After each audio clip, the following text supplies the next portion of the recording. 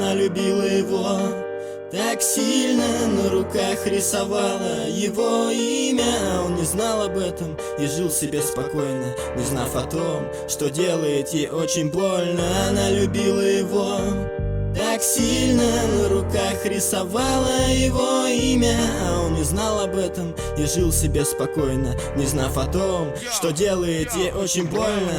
Так легко, казалось бы, но не хватает смелости сказать ему все. И скрывая ревность, она смотрела, как флиртует он с ее подругами и рисует граффити ВКонтакте на досуге. Она готова на все, лишь бы он был счастлив. Она так верила, что все же не напрасно встретили их судьбы по роковой случайности. И его взгляд не стереть уже из памяти. Она так хотела, чтобы между ними пробежала искра, как в любовном фильме. Но жизнь не кино, и они не актеры.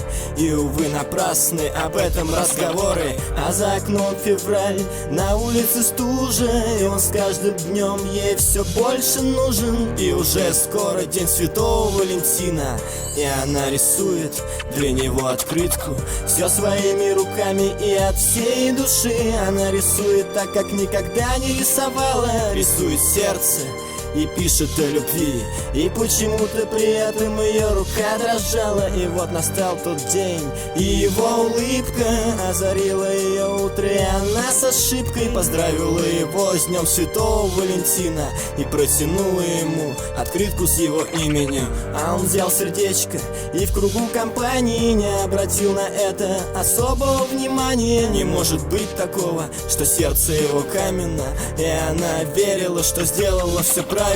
Пролетала за переменой перемена. Она сидела на уроке, не теряя веру в то, что прочтет он открытку и оттает сердце, и наконец откроется для них в счастье дверцы. И вот конец уроков, она сидит в классе, и пишет ей подруга, что тесно с ним общается. В этот момент ей хотелось кричать от счастья, ведь первый раз она влюблена без памяти. Открыла сообщение и глазам не веря убежала в истерике, громко хлопнув дверью. На удивление всем своим одноклассникам, ведь он просил передать, что нет у нее шансов.